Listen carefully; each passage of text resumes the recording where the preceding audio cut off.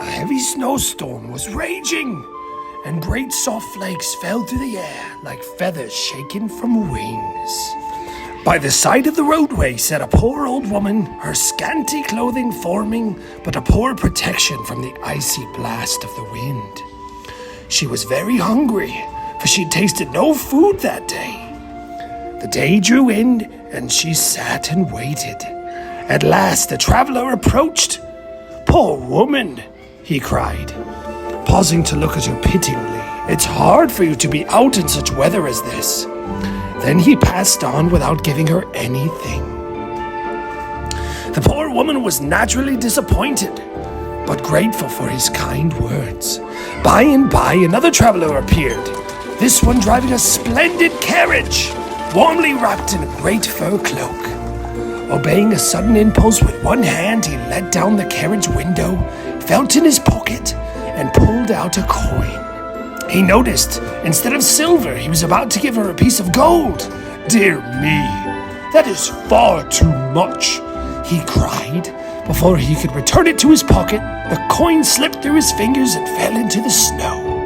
A rough blast of wind made his teeth chatter, and pulling up the window in a great hurry, with a little shiver, he drew his fur rug around him. "Certainly too much," he muttered, as the carriage rolled on. Meanwhile, the other traveler had reached his journey's end, blazing fire and a good dinner waiting for him. He could not enjoy it. However, he was haunted by the remembrance of that shrunken figure in the waste of snow, and felt very remorseful about having not stopped to help her. At last, he could bear it no longer. "Bring another plate," he said, calling the servant to him. "There will be 2 to dine instead of 1, and I shall be back soon."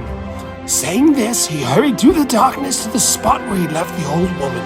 She was still there, feebly searching the snow. "What are you looking for?" he asked. "I'm trying to find a piece of money, which a gentleman threw to me from the carriage window."